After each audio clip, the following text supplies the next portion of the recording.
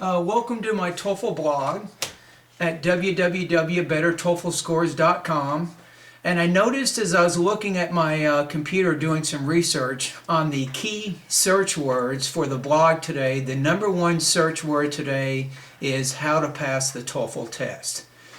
So right now let's talk about that very question. Now, to help answer this question, I'm going to share a story of a student that I taught about 5 years ago.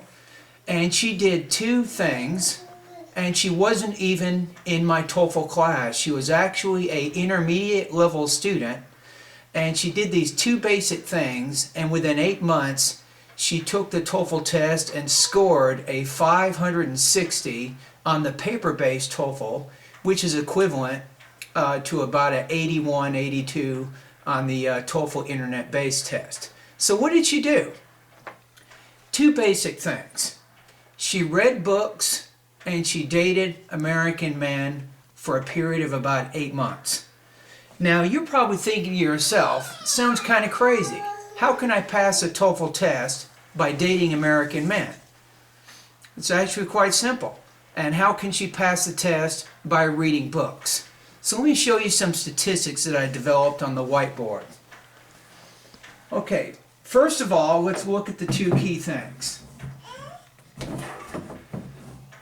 She read college-level textbooks, and then she also dated native English speakers.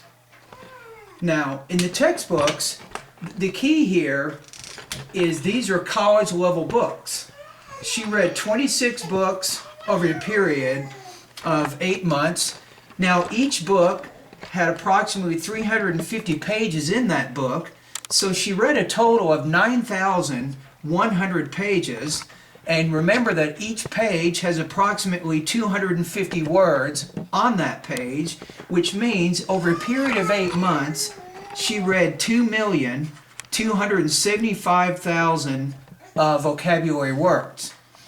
Now, the research indicates that the average person, when they get into college, has an average vocabulary of 20,000 words. Now, these are not words that they use in their speaking and their writing, but at least they can recognize these words when they see them in reading passages. Now, out of those 20,000 words, these students are using approximately only 3,000 of these words in their active vocabulary, which means they use them in speaking and they use them in writing.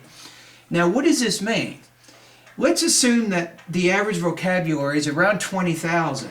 So she read over 2 million words in those books, which means she started to see the same words over and over again 113 different times.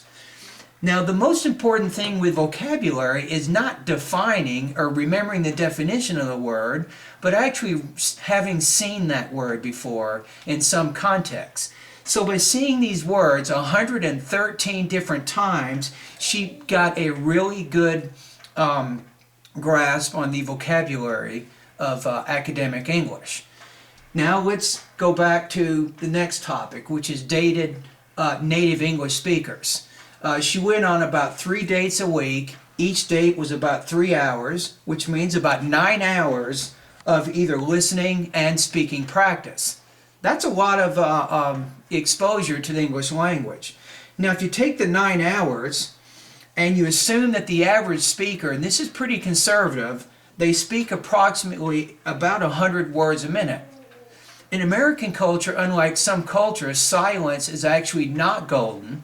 So when you go on a date, it's very likely that the person that you're spending time with will speak continually during those 3-hour time period. Now, even if they're not, you go to a movie, well, if you see the movie, again, you're getting probably more than 100 words a minute by the actors in the actual movie.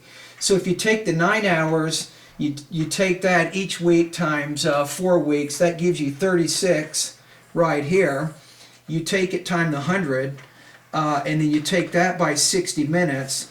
That actually gives you, she's probably come into contact with over 1,728,000 conversational English words over that period of 8 months.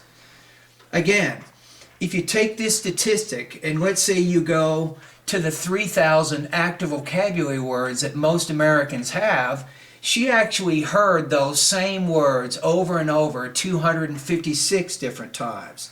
So think about that number for a minute. 256. So the bottom line is actually by reading these books and by talking to American native speakers, she was actually able to increase her reading, her writing skills, her vocabulary skills, her listening skills, even her grammar skills. So remember those two basic things. Reading a lot and then spending time with native speakers can dramatically increase your overall TOEFL score. Now, one other thing I wanted to note.